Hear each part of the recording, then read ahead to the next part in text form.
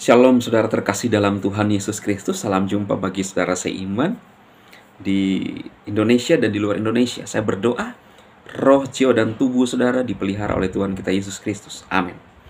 Nah saudara, pada saat ini saya ingin membagikan kebenaran firman Tuhan kepada saudara sekalian. Bagaimana Tuhan kita Yesus Kristus yang telah memberikan hidupnya, telah bangkit. Dan bukan cuma bangkit saudara, ya dia meninggoy lalu bangkit ya. Dan dia terangkat ke surga. Untuk apa? Untuk menyediakan tempat bagi orang yang percaya kepada dia. Dalam Kisah Para Rasul 1 ayat 6 sampai 11 dikatakan gini. Judulnya Yesus terangkat ke surga dalam terjemahan baru saudara. Maka bertanyalah mereka yang berkumpul di situ, murid-muridnya ya. Tuhan, maukah engkau pada masa ini memulihkan kerajaan bagi Israel? Jawabnya, engkau tidak perlu mengetahui masa dan waktu yang ditetapkan Bapa sendiri menurut kuasanya. Tetapi kamu akan menerima kuasa kalau Roh Kudus turun ke atas kamu, dan kamu akan menjadi saksiku di Yerusalem dan di seluruh Yudea dan Samaria dan sampai ke ujung bumi. Sesudah ia mengatakan demikian, terangkatlah ia disaksikan oleh mereka, dan awan menutupnya dari pandangan mereka. Ya. Di dalam kisah ini bagaimana Lukas menulis kisah pada saat Yesus terangkat ke surga.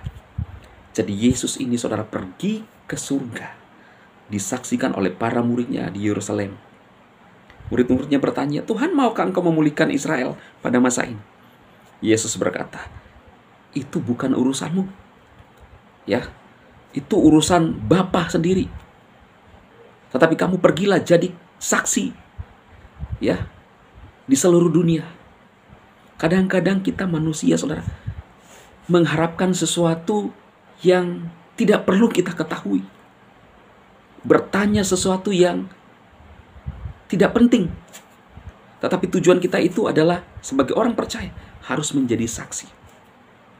Kalau orang mungkin di luar sana saudaraku ada banyak pertanyaan-pertanyaan ya.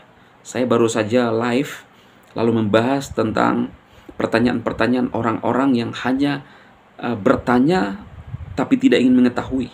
Bertanya tetapi mencelah. Kemana Yesus ketika umur sekian kok tidak ditulis? Ya memang di dalam Yohanes dikatakan bahwa kalau segala sesuatu yang diperbuat oleh Tuhan Yesus semua ditulis, maka rasa-rasanya dunia tidak muat untuk menampung kitab itu. Cukup yang penting-penting saja yang membuat kita mengerti.